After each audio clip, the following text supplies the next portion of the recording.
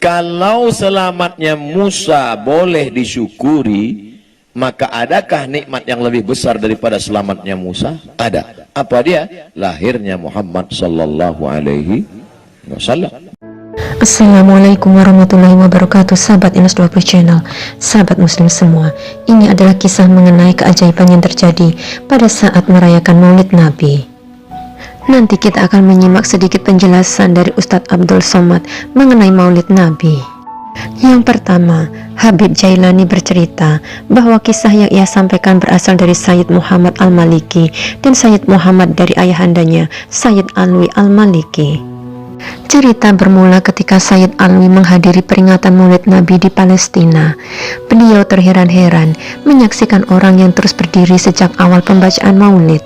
Sayyid Alwi pun memanggil orang tersebut. "Duhai Tuan, apa yang Anda lakukan? Mengapa Anda berdiri sejak awal Maulid?" Lalu orang itu menjawab bahwa dulu ia pernah berjanji saat menghadiri sebuah Maulid Nabi untuk tidak berdiri hingga acara selesai, termasuk saat Mahalul Qiyam, yaitu momen di saat jamaah berdiri serentak sebagai tanda penghormatan kepada Rasulullah, sebab menurutku itu bid'ah, katanya. Orang itu melanjutkan kisahnya. Tiba-tiba, kata orang itu, pada saat momen Mahalul Qiyam, ia menyaksikan Rasulullah hadir dan lewat di sebelahnya, lalu berkata, "Kamu tidak usah berdiri, kamu duduk saja di tempatmu." Aku pun ingin berdiri, namun terasa susah. Sejak itulah aku sering sakit dan bahkan organ-organku bermasalah, sehingga aku bernazar, jika Allah menyembuhkan penyakitku, maka aku berjanji setiap ada maulid aku akan berdiri dari awal hingga akhir maulid. Dan alhamdulillah dengan izin Allah, aku diberikan kesembuhan, wahai Sayyid. Kemudian Sayyid Alwi pun mempersilahkan orang itu untuk melaksanakan nazarnya. Yang kedua, kisah Maulid Nabi yang datang dari Lebanon. Warga di sana biasa merayakan Maulid Nabi dengan menembakkan senjata api ke atas untuk menunjukkan kegembiraan. Tradisi ini dilakukan turun-temurun. Suatu ketika, seorang putri beragama Nasrani dari Bani Khotas ikut melihat perayaan Maulid Nabi tersebut. Nasib naas menimpanya kala seorang dari mereka melepaskan senjata. Peluru yang dilepaskan menyasar ke arah putri tersebut dan menembus tepat di kepalanya. Dia pun bersimbah darah dan jatuh ke tanah.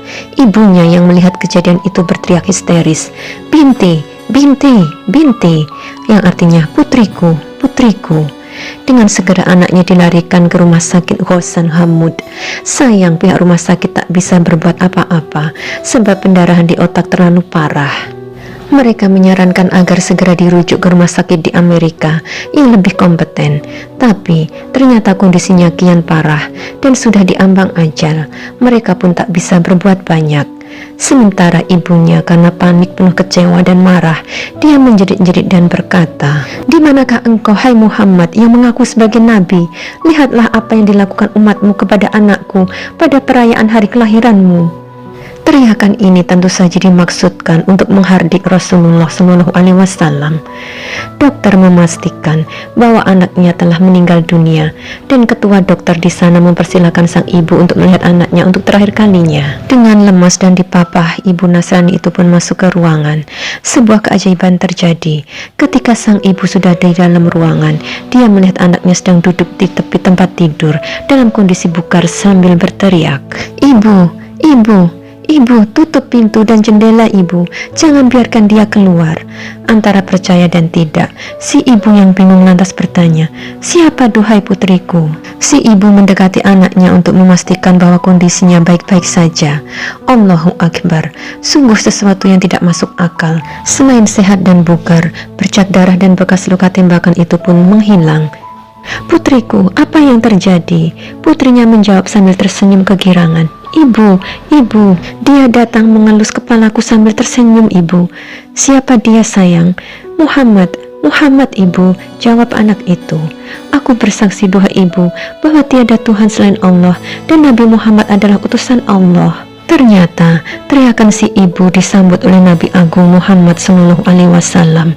Beliau hadir dengan kelembutan dan memberikan cahaya penerang bagi kegelapan. Syahadat ini lalu diikuti para dokter yang menyaksikan peristiwa tersebut dan orang-orang di desa tempat putri tersebut tinggal. Kisah nyata ini dikirim oleh Muh Nasirul Haq, santri Rubat Syafi'i Mukalla Yaman. Kisah keajaiban Maulid Nabi yang ketiga adalah kisah dari Abdullah bin Isa al-Ansari dalam kitab Targhibul Mushtaqin, bahwa dia memiliki tetangga wanita yang solehah. Wanita ini memiliki anak laki-laki soleh yang masih muda, dan keduanya hidup dalam kekurangan. Wanita solehah ini tidak mempunyai harta selain 1 dinar hasil kerja tanamnya. Ketika wanita solehah tersebut meninggal dunia, anaknya yang masih muda tersebut berkata kepada dirinya, "Uang 1 dinar ini adalah hasil kerja ibuku. Demi Allah, aku tidak akan membelanjakannya kecuali untuk perkara akhirat." Pada suatu hari, anak muda ini keluar karena suatu keperluan. Dia melewati satu perkumpulan orang yang sedang membaca Al-Quran dan mengadakan maulid Nabi. Lalu dia pun duduk bersama mereka dan mendengarkan maulid tersebut. Pada malam harinya, dia bermimpi seolah-olah kiamat telah datang, dan ada seorang penyeru berkata, "Di manakah si Fulan anak si Fulan?" Disebutnya nama-nama orang yang ada dalam satu rombongan. Kemudian mereka digiring ke surga, dan dia ikut bersama mereka. Sesungguhnya Allah telah memberikan sebuah istana di dalam surga pada masing-masing kalian, kata si penyeru tadi. Dan dia masuk ke dalam sebuah istana. Dia tidak pernah melihat istana yang lebih bagus dan indah darinya. Istana tersebut juga dipenuhi bidadari, dan di setiap pintunya dijaga oleh khadam atau pelayan. Di dalam istana, dia melihat ada sebuah istana lain yang lebih bagus dan indah dibanding istana yang dia masuki. Lalu dia pun hendak memasukinya. Namun tatkala terbersit di dalam hatinya untuk memasuki istana tersebut, berkatalah khodam kepadanya, "Ini bukanlah untukmu. Sesungguhnya istana ini diperuntukkan bagi orang yang mengadakan maulid Nabi Shallallahu Alaihi Wasallam." Keesokan harinya, dia menggunakan 1 dinar peninggalan ibunya itu untuk mengadakan maulid Nabi Shallallahu Alaihi Wasallam. Karena merasa sangat gembira dengan mimpinya itu, dia pun mengumpulkan para fakir miskin untuk berzikir kepada Allah, membaca Al-Quran, dan membaca maulid Nabi Shallallahu Alaihi Wasallam. Dia juga menceritakan tentang mimpinya itu kepada mereka, dan mereka merasa gembira mendengar cerita itu. Dia bernazar untuk tidak akan pernah meninggalkan peringatan maulid Nabi selama hidupnya. Kemudian dia tidur dan bermimpi bertemu dengan ibunya. Ibunya berada dalam keadaan yang sangat baik, berhias dengan segala perhiasan surga dan wewangian dengan bau surga. Dia mencium tangan ibunya, dan ibunya mengecup kepalanya lalu berucap, "Semoga Allah membalasmu dengan kebaikan, wahai anakku. Malaikat telah datang kepadaku membawa segala perhiasan ini." Dia pun bertanya pada ibunya, "Dari manakah ibu memperoleh kemuliaan ini?" Ibunya menjawab, "Karena engkau telah mempergunakan 1 dinar yang engkau warisi dariku untuk mengadakan maulid Nabi, junjungan orang-orang terdahulu dan orang-orang yang kemudian. Dan inilah balasan bagi orang yang mengagungkan Nabi Shallallahu Alaihi Wasallam dan mengadakan maulid atasnya." Sahabat Enas 20 Channel, mari kita simak sejenak ceramah dari Ustadz Abdul Somad mengenai maulid Nabi. Kalau selamatnya Musa boleh disyukuri, maka adakah nikmat yang lebih besar daripada selamatnya Musa? Ada. Apa dia? Lahirnya Muhammad sallallahu alaihi wasallam. Buka itu nama kitabnya Al-Hawi lil Fatawi. Maulid boleh. Yang ngomong siapa? Al-Hafiz, hafal hadis 300.000 hadis. Ada lagi nggak Pak Ustaz? Imam Jalaluddin Abdurrahman As-Suyuti, hafalan hadisnya 200.000 hadis, kitabnya 500.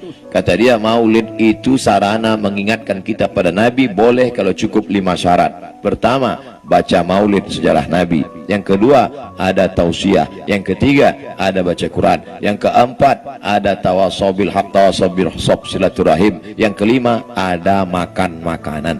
Semoga bermanfaat. Wassalamualaikum warahmatullahi wabarakatuh.